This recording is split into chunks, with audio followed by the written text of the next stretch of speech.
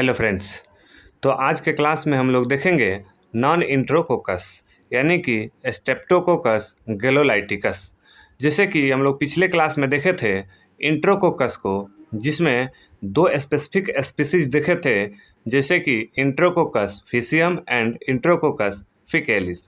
तो चलिए शुरू करते हैं। टॉपिक की पॉइंट्स, जैसे कि हम लोग पिछले क्लास में भी इंट्रोकोकस के रिगार्डिंग में देखे थे, इंट्रोकोकस के क्लासिफिकेशन को देखे थे डिटेल्स में, एंड कैरेक्टर्स को देखे थे, मॉर्फोलॉजी को देखे थे, वायरुलेंस फैक्टर को देखे थे, क्लिनिकल सिंड्रोम को देखे थे, आइडेंटिफिकेशन एंड ट्रीटमेंट को भी देखे थे। अब हम लोग नॉन इंट्रोकोकस के रिगार्डिंग में उसका क्लासिफिकेशन देखेंगे, कैरेक्टर्स को देखेंगे, मॉर्फोलॉजी को देखेंगे, वायरुलेंस फैक्टर को देखेंगे, clinical syndrome and identification and treatment को भी देखेंगे। अब हम लोग नॉन इंट्रोकोकस के क्लासिफिकेशन को देखेंगे, यानी कि non enterococcus Gram positive cocci होता है, और ग्राम पॉजिटिव कोकाई को बायोकेमिकल टेस्ट केटालेज टेस्ट के आधार पर दो भागों में बांटा गया है, catalase negative and catalase positive. Catalase negative streptococcus होता है, जबकि केटालेज पॉजिटिव स्टेफाइलोकोकस होता है। अब हम लोग स्ट्रेप्टोकोकस को देखेंगे, जो कि केटालेज नेगेटिव होता है। केटालेज नेगेटिव स्ट्रेप्टोकोकस को हेमोलिसिस के आधार पर तीन भागों में बांटा गया है, जैसे कि हम लोग पिछले क्लास में इंट्रोकोकस में देखे थे, यानी कि alpha haemolysis, beta haemolysis and gamma haemolysis. जैसे कि हम पिछले क्लास में बताए थे कि अल्फा हेमोलिसिस क्या होता है, जब ब्लड अगार पर कोई भी बैक्टीरिया हेमोग्लोबिन को पार्शियली ब्रेक डाउन करता है, तब उसको अल्फा हेमोलिसिस कहते हैं। जबकि बीटा हेमोलिसिस में ब्लड अगार पर हेमोग्लोबिन का कंप्लीट ब्रेकडाउन होता है और बैक्टीरियल कॉलोनी के बैकग्राउंड में क्लियर जोन दिखता है। जबकि गामा हेमोलिसिस में हेमोग्लोबिन का कोई भी ब्रेकडाउन नहीं होता है। जैसे कि पिछले क्लास में हम लोग गामा हेमोलिसिस को देखे थे, जिसमें इंट्रोकोकस को देखे थे, जबकि गामा हेमोलिसिस में ही आज हम लोग नॉन इंट्रोकोकस को देखेंगे। गामा हेमोलिसिस दो टाइप्स के बैक्टीरिया शो करता है, इंट्रोकोकस एंड नॉन इंट्रोकोकस। और इंट्रोकोकस और नॉन इंट्रोकोकस में दोनों में डिफरेंस यही है कि इंट्रोकोकस 6.5% NaCl में ग्रोथ करता है, जबकि नॉन इंट्रोकोकस 6.5% NaCl में ग्रोथ नहीं करता है।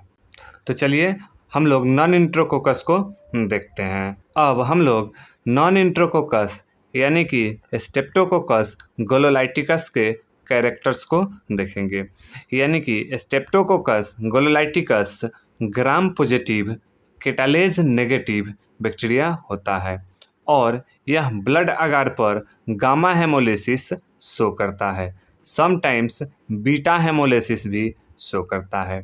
और सबसे इम्पोर्टेंट बात कि नॉन इंट्रोकोकस 6.5% NaCl में ग्रोथ नहीं करता है, और जो नॉन इंट्रोकोकस यानी कि स्ट्रेप्टोकोकस गैलोलाइटिकस जो है वह लेंसिफाइड ग्रुप डी स्ट्रेप्टोकोकस के अंतर्गत आता है, और यह डिप्लोकोकाई इन चैन लाइक अरेंजमेंट होता है, और जनरली यह GI ट्रैक में पाया जाता है। जैसे कि हम लोग इस स्लाइड्स में देख सकते हैं कि नॉन इंट्रोकोकस का अरेंजमेंट चैन लाइक अरेंजमेंट होता है।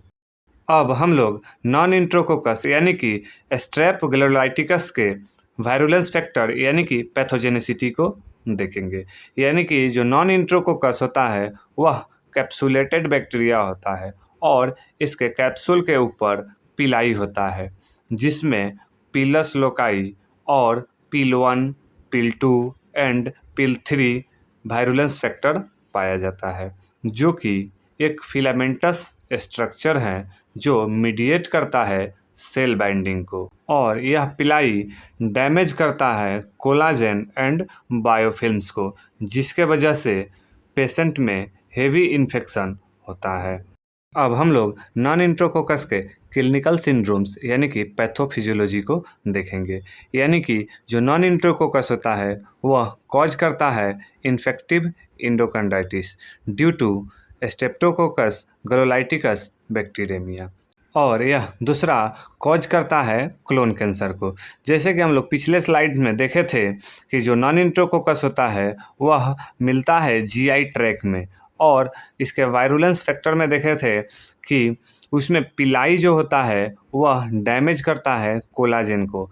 तो जनरली जो जीआई ट्रैक के इनर मेम्ब्रेन होता है उसमें नॉन इंट्रोकोकस डैमेज करता है कोलाजन को और वहाँ पे इन्फेक्टिव ट्यूमर को डेवलप करता है, और वह ट्यूमर धीरे धीरे आगे चल के एक कैंसर का रूप लेता है। अब हम लोग देखेंगे अभी तक इस क्लास में जितने भी स्लाइड्स को देखे हैं उसका एक समरी स्लाइड्स, जिसमें कि हम लोग देखेंगे appearance, characters, virulence factor and treatment. यानी कि जो नॉन इंट्रोकोकस होता है वह diplococci in chain like arrangement में होता है, और पिछले स्लाइड्स में हम लोग देखे थे इसका कैरेक्टर्स जो होता है वह ग्राम पॉजिटिव बैक्टीरिया होता है, केटालेज नेगेटिव होता है, gamma plus beta hemolysis show करता है ऑन ब्लड अगार पर, और यह लेंसिफाइड ग्रुप डी स्टेप्टोकोकस के अंतर्गत आता है, और यह 6.5% NaCl में ग्रोथ नहीं करता है। और हम लोग वायरुलेंस फैक्टर में देखे थे कैप्सूल जिसके ऊपर पिलाई होता है, जिसमें कि pilus loci, pil 1, pil 2 and pil 3, जो कि एक फिलामेंटस स्ट्रक्चर था जो कि मेडिएट करता है सेल बाइंडिंग को and causing damage tissue collagen and biofilms को। अब हम लोग देखेंगे इसका ट्रीटमेंट। यह जनरली जो नॉन इंट्रोकोकस होता है वह सेंसिटिव होता है पेनिसिलिन और थर्ड जनरेशन सेफेलोस्पोरिन से और सेफ्ट्रियाजोन एंड जेंटामाइसिन से। तो आज के क्लास में इतना ही, फिर मिलते हैं एक अगले क्लास में न्यू टॉपिक के साथ। तब तक के लिए धन्यवाद।